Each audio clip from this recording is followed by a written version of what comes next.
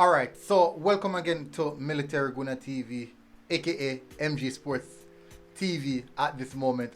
Thank you very much for tuning in. So this is the Jamaica Premier League game week 17 review show. I know most of you guys have been anticipating it, but we're gonna run through it this time. We're gonna run through the fixtures, the games that featured. Unfortunately, a few games that I didn't get any updates on.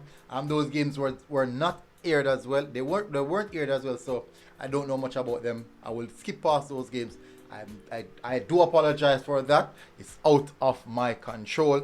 The team of the week, I'm going to give you guys the team of the week, the leading goal scorer, and also have a look at the table and what the table standings are. So before we get into that details, I would really appreciate it if you smash that like button, because as you know, recently getting by the channel, and I want the channel to spread out as fast as possible so that most of the viewers and subscribers can get on board and understand that I am back.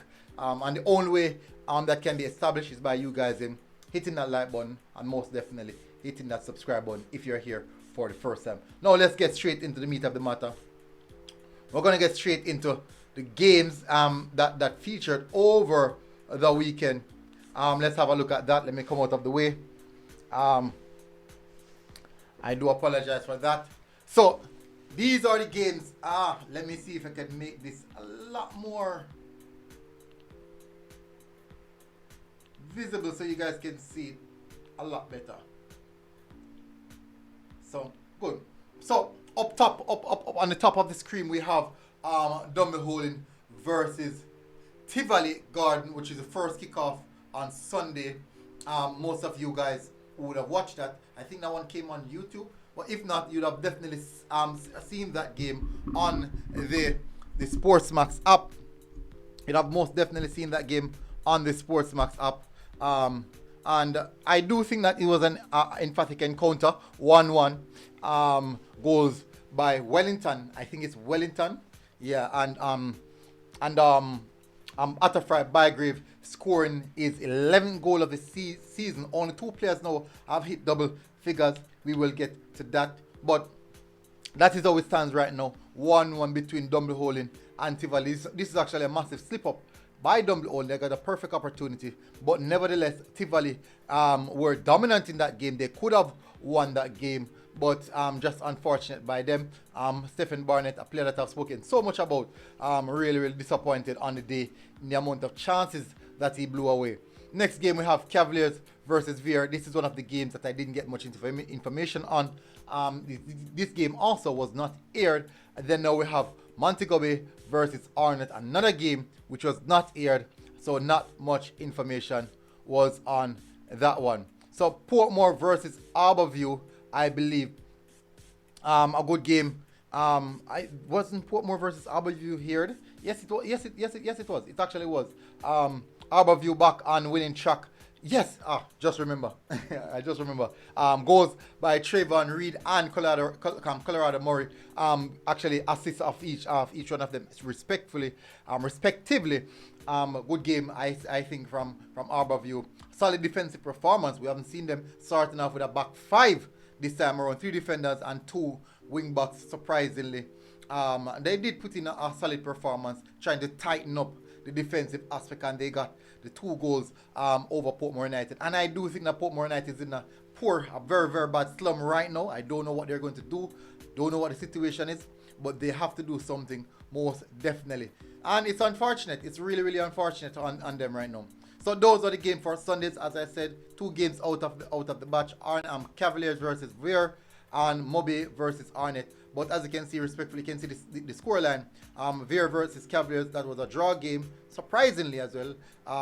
Then now Montego Bay standing firm against a very good Arnott team. Surprisingly, Arnott is just going on a boil right now. I'm not sure the situation with Arnott, but they seem to be on a decline. Hopefully they can get themselves back on track.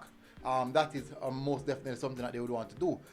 Then now we move to Waterhouse versus Umberline, which I do think was a good game of football.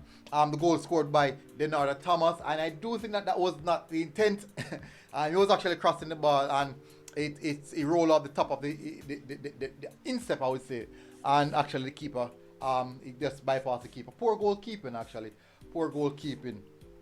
but they have to have some bit of luck.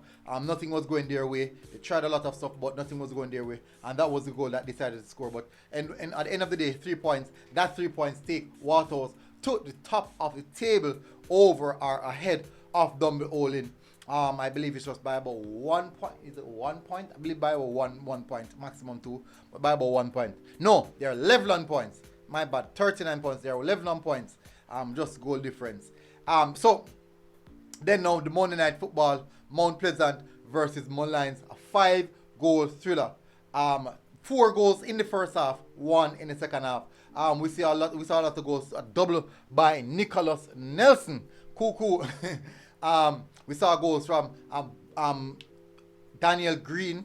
Saw a goal from Daniel Green, Reggie, and also a wonderful solo goal by Tyreek Zimnes. But it was a very much a good encounter. Trevante Stewart getting himself on the score sheet again. That's the purpose. That's the reason why Mount Pleasant made that purchase. But I did thought that Mount Pleasant dominated the game possession-wise. But when Lions get it, they were quite clinical and direct when they have the ball, going for the juggler, and that is where they utilize their main man, Nicholas Nelson, who could have scored 4 goals basically, but it was just not his lucky night. Indeed, but he still scored 2 goals, and I'm sure he's still dreaming about that chess attempt that he made, that just went straight in the keeper's palms. I'm sure he's dreaming about that. Could have had his hat trick, and he didn't. Maybe it would have been I think it would have been on double fingers.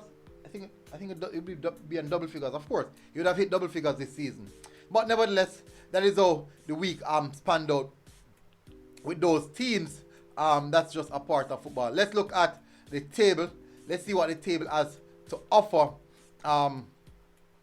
this time around. Let's see if I can bring the table out just a little bit. No, I'm gonna let it see.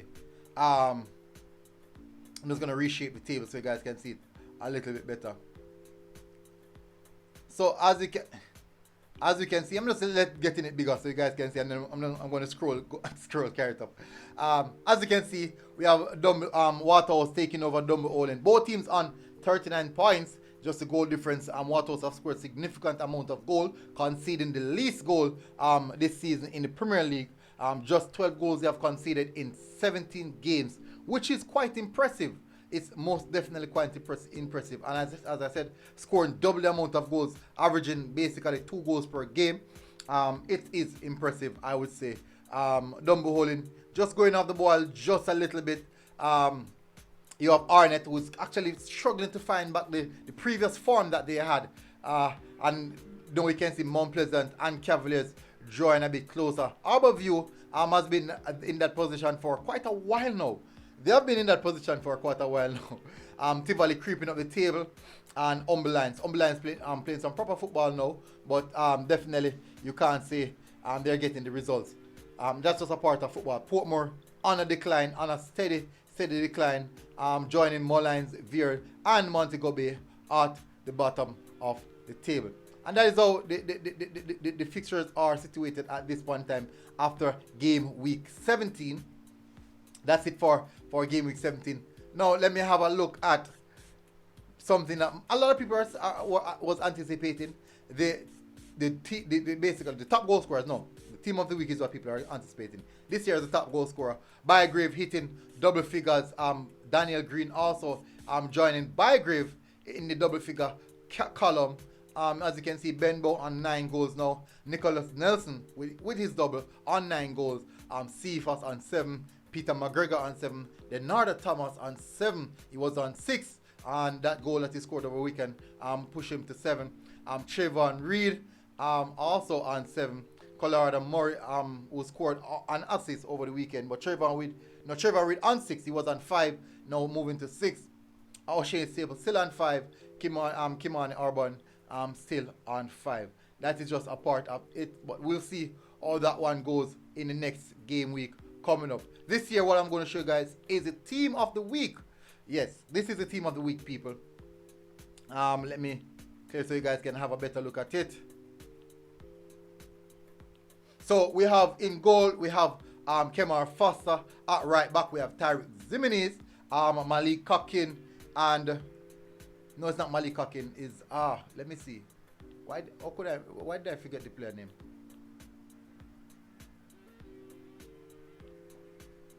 I'm gonna have a look. Oh, Barrington Price. Yes.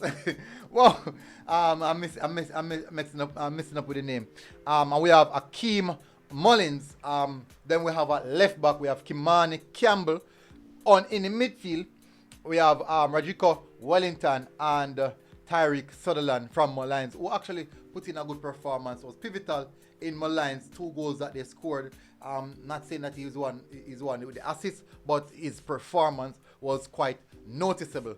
Up front, we have Trayvon Reed. We have Trayvon Reed on the right, Colorado Murray on the left. In the attacking midfield position, we have Nicholas Nelson. As you know, he dropped deeps quite so often to support his team and then pounce forward. A team that is heavily reliant on Nicholas Nelson. And up top, the man who is actually the leading goal scorer, Atafry Bygrave, with a screaming header over the weekend, putting himself on 11 goals this season. So that there is the team of the week and how things are structured.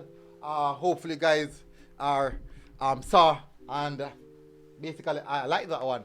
I thought this was a good one. I do think this was a good one. But most definitely, let's see what the game week has to come. Friday, I'll be doing a preview show for game week 18. It's boiling down, people. It's going down to the nitty-gritty, coming to the closure of the season. That's how it is. But people, until next time, we'll most definitely see you again. Military Guna TV, people. We are out.